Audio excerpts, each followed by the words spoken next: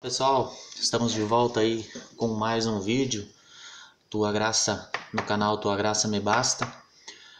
O assunto de hoje, vamos falar um pouquinho sobre uma ferramenta utilizada no meio da cristandade, digamos assim. E essa ferramenta é chamada o púlpito, né? E para entender como nós que nos reunimos somente em nome do Senhor, fora do sistema religioso, o que nós pensamos do púlpito. A gente, já para início de conversa, a gente não é adepto, a gente não usa essa ferramenta chamada púlpito, né? Para quem não sabe, púlpito é aquela bancada, aquela tábua que colocam, onde o homem vai à frente ali, coloca sua Bíblia e prega, então, né? Por que a gente não é adepto disso? Bom, existem vários termos que podemos citar aqui, o porquê a gente não usa o púlpito. Poderíamos dizer que não existe nenhuma base bíblica para a utilização do púlpito, né? Mas essa opção ela é bastante refutável, porque poderia algum crítico dizer: bom, mas tem muitas coisas que não estão na Bíblia e são utilizadas, por exemplo, o celular que nós mesmos utilizamos nas reuniões, onde nós temos a Bíblia num aplicativo no celular, né? Então não poderíamos estar dizendo não é bíblico a utilização do púlpito. Também poderíamos dizer que Paulo, em momento algum, também no seu ministério de evangelismo, ele não usava púlpito, né? Mas também seria refutável porque hoje, quando a gente fala e prega o evangelho para uma pessoa, isso pode ser feito também através de uma ferramenta como um celular, por exemplo, a internet. Falar de Cristo para uma pessoa que está longe, que está querendo ouvir sobre Cristo. Não que essas duas não sejam aplicáveis, porém elas podem ser refutáveis por algum crítico, né?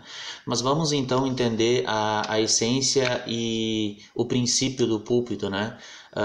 Eu tive fazendo uma pesquisa, né, sobre púlpito, e eu verifiquei que isso começou a ser usado pela Igreja Católica, né, a Igreja Romana Católica, e era utilizado então para os padres ou sacerdotes que iam lá à frente e utilizavam o púlpito então para fazer as suas pregações, né? E mais tarde então se tornou uma ferramenta utilizada pelo protestantismo, né? Mas por que a gente não usa? Bem, esse caso, né?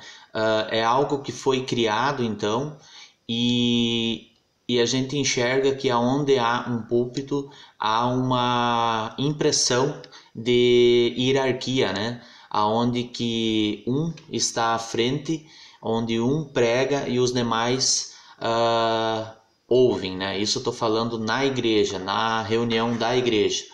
Quando a igreja está reunida, então, mesmo que seja dentro dos templos, né, ou fora de templos, algumas pessoas estão aí em casa, congregando em casa, mas se fazem adeptos, então, ao púlpito, onde vai à frente e fala, né?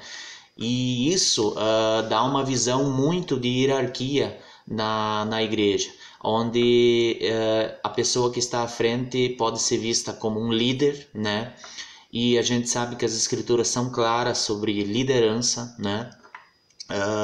A gente olhando para Marcos 10, 42 a 45, vocês podem pegar lá, Marcos 10, 42 a 45, a gente vai enxergar nitidamente que essa hierarquia não existe na igreja, né? O nosso único e suficiente líder e pastor é Cristo, e os demais são todos irmãos. E em resumo, essa passagem que eu acabei de citar, ela já diz nitidamente ali que aquele que quiser ser o primeiro, que seja servo de todos. Então já é para que essa pessoa não tome essa posição na igreja.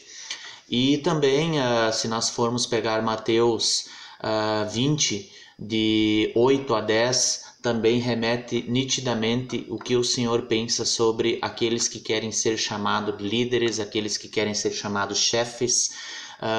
Não existe isso no reino de Deus, digamos assim. Não existe essa hierarquia. Somos todos irmãos e o único e suficiente pastor é Cristo.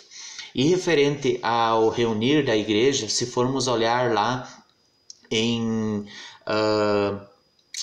deixa eu pensar, em 1 Coríntios, capítulo 14, se nós formos ver, Paulo ensina então e nos diz o que fazeis então quando vos reunis, né? Então lá ele dá todo um cronograma das coisas, como elas devem funcionar. E em resumo, porque todos vós podeis falar um após o outro.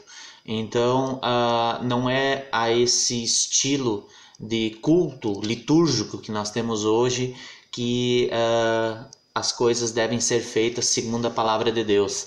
E sim, a reunião dos irmãos é ninguém à frente, né?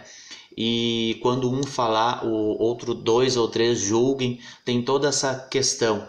Então o púlpito, para encerrar, ele dá aquela impressão e aquela visão de liderança daquele que está à frente. Ele estipula todas as coisas, as regras, às vezes, muitas vezes falsas doutrinas, e os demais só recebem aquilo, sem que haja alguém que esteja julgando aquilo que aquele homem à frente está falando. Mas já o contexto de origem do púlpito, ele é antibíblico pelo fato de ter sido uma coisa criada pela Igreja Católica, né? E depois os protestantes, as igrejas evangélicas também se fizeram adeptas dessa ferramenta que é o púlpito.